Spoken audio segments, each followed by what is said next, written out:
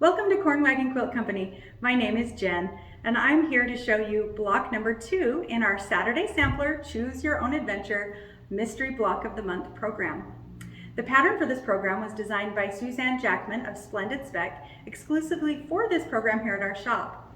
If it's a pattern that you're interested in and you're not registered in our program, hang tight. In a few short months at the end of our Mystery Block of the Month, you'll have access to that pattern from Suzanne as well as here at our shop. For those of you who are registered, we're here today to show you some tips and tricks for putting this month's kit together in an easy fashion. We have some solids, we have some prints. Hopefully all of you were able to put your blocks together last month, and we can't wait to see which configuration you chose so that your quilt will be uniquely yours. Chris Chamberlain is here today to teach us a little bit about chain piecing, and I want to make sure you noticed in your kits this month that there's a coupon for some pressing products. We have some specific things on sale like starching products like Best Press and Flatter. We have spray bottles, we have clappers, we have pressing bars, and we have wool mats. So be sure to take advantage of that coupon this month. There's some great products on there for you exclusively for Saturday Sampler members. Take it away, Chris. Hello. So I am going to show you a few things about the blocks for this month's Saturday Sampler, and also show you a little bit of piecing, a little trick I use when I'm piecing so that I keep the blocks together with a little chain of thread in between them, and see if any of you like it enough you can try it yourself. So these blocks that I have for this month, and my fabric is the print, so a lot of you are doing the solids, so yours will be the other fabric.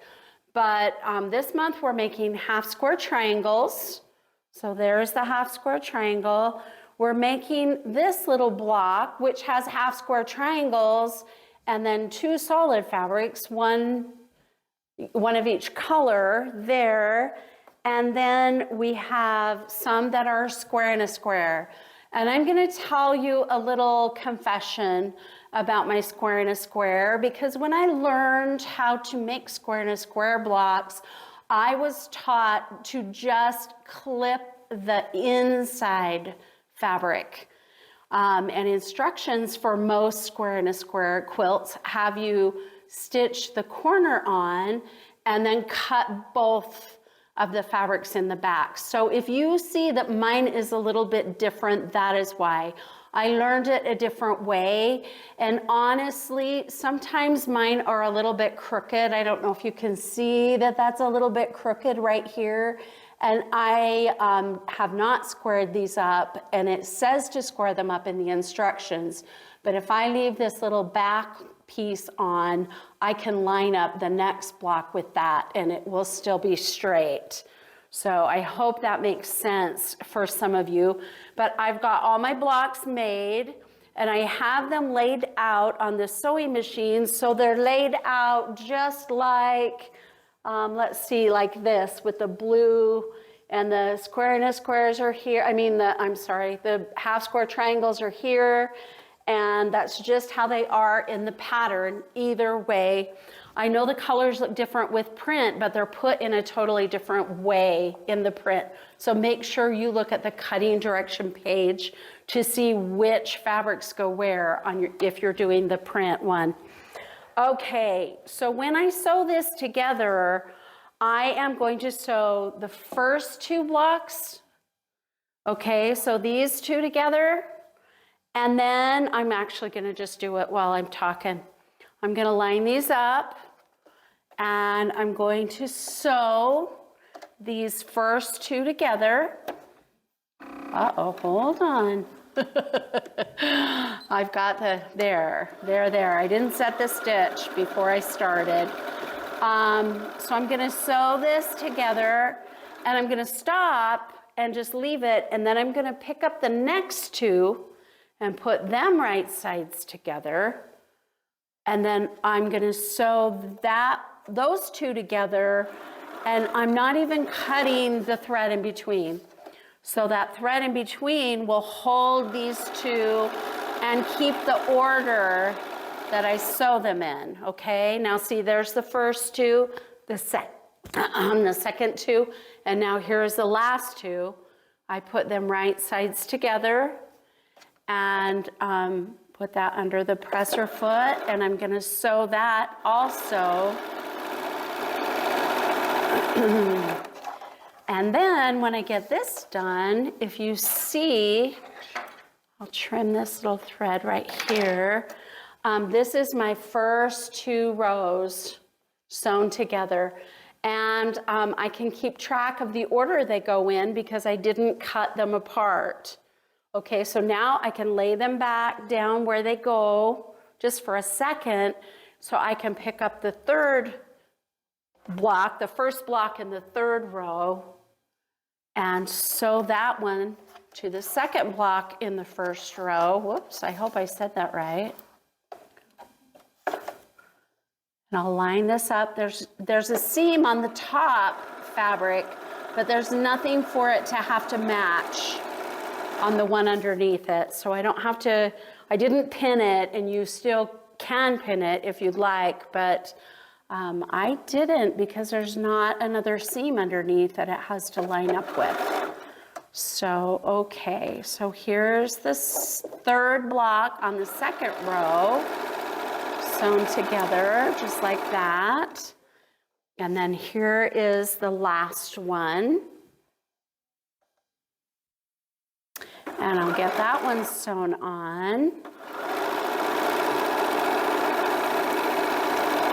And I'm being careful when I sew over this square and a square. I can see where that seam is, and I'm making sure that I sew not across where that V is, where I sewed the square and a square.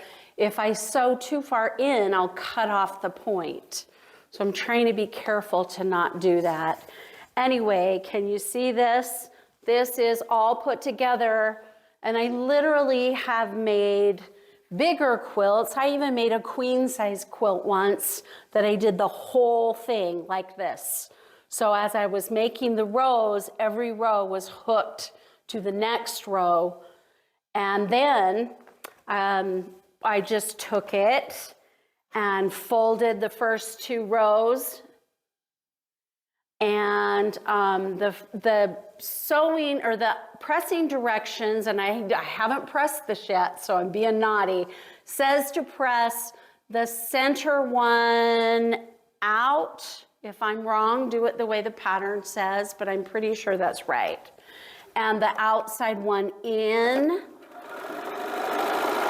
And I'm gonna do that, and I meant to bring my pins so I could match this up and pin it, but I'm just gonna do it carefully and hold my breath and hope it works, okay? Oh, thank you, Jen.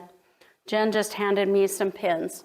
So actually, I'll take a pin, and you probably can't see what I'm doing, but I'm facing one seam in one direction and one in the other, the way it says to on the pattern. And then I'm gonna sew to the next seam, and then I'm going to take the pin out before I run over it, and then I'll go through, the last one. Okay, and now see, that is sewn together. So the first 2 rows are sewn together. Now I'll do the last 2, and gonna do it so I turn the seams the same direction. Okay, and match it to the ends. Okay, there we go. And now I need to clip a couple threads, and I'm gonna go press this really quick, but see, it's ready to lay out with the other ones. Let me go press it, and then we'll play with the other blocks and see what pretty designs we can come up with. All right, so I got my block all pressed and trimmed, and Jen, I have a big boo-boo here. I'm gonna have to unpick and fix this.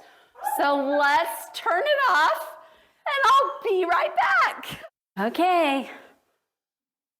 Isn't that better?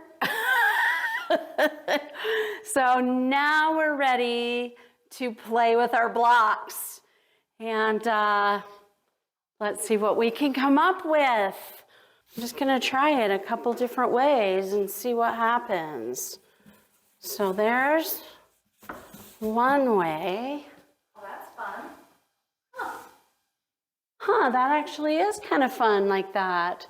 Okay, now what if I just leave the yellows so none of them are in the middle and just put the stars out here, and then look, I can put it like this right here. I like that. Do you like that one? I do. I like that it makes a big X. It does make a big X, and it makes a big star here, kind of, doesn't it? And it does that too. Huh, that's kind of fun. Okay, and then let's see, do we want the blues? I'm gonna just turn them all like this. Is that right? Yeah, so we have blue and orange, and blue and orange. And this way, we could do it like this. So we have this star in the center. That one looks good. I don't think there's going to be a wrong way to do it. But the other way we could do it with the star in the center is to put the blues and the oranges together. And I honestly think I like it better when they're blue, orange, but that looks good too. Yeah, cute. Which way should we do it?